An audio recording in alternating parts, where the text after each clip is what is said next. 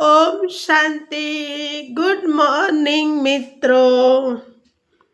Happy Makar Sankranti.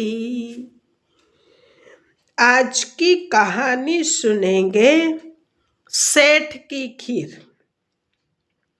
एक सेठ की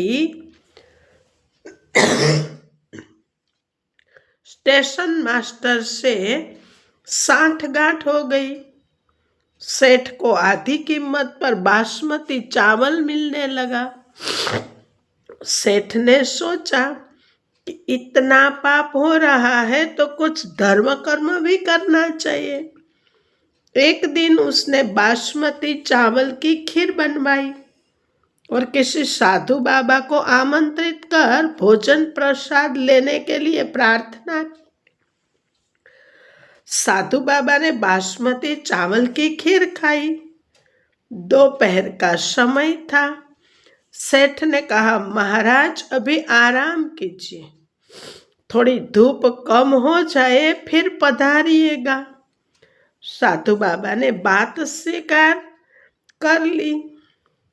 सेठ ने 100 रुपए वाली 10 लाख जितनी रकम की गड्डियां उसी कमरे में चादर से ढक कर रख दी।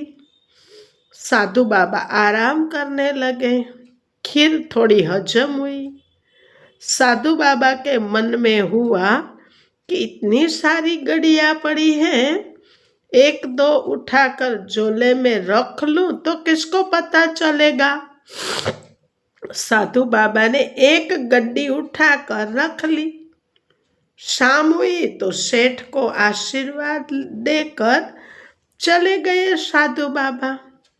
सेठ दूसरे दिन रुपए गिनने बैठा तो एक गड्डी 10,000 रुपए कम निकले। सेठ ने सोचा कि महात्मा तो भगवत पुरुष थे, वे क्यों लेंगे। नौकरों की धुलाई पिटाई चालू हो गई। ऐसा करते करते दोपहर हो गई। इतने में साधु बाबा आ पहुंचे तथा अपने झोले में से गड्डी निकालकर सेठ को देते हुए बोले, नौकरों को मत पीटना, गड्डी में ले गया था। सेठ ने कहा, महाराज आप क्यों लेंगे। जब यहाँ नौकरों से पूछताछ शुरू हुई तब कोई भय के मारे आपको दे गया होगा और आप नौकर को बचाने के उद्देश्य से ही वापस करने आए हैं, क्योंकि साधु तो दयालु होते हैं। साधु यह दयालुता नहीं है। मैं सचमुच में तुम्हारी गड्डी चुरा कर ले गया था। साधु ने कहा, सेठ तुम सच बताओ, तुम कल खीर किसकी और किस लिए बनाई थी। सेठ ने सारी बात बता दी कि स्टेशन मास्टर से चोरी के चावल खरीदता हूँ। अपने पापों को हल्का करने के लिए उसी चावल की खीर बनवाई थी। साधु बाबा चोरी के चावल की खीर थी, इसीलिए उसने मेरे मन में भी चोरी का भाव उत्पन्न कर दिया। सुबह जब पेट खाली हुआ,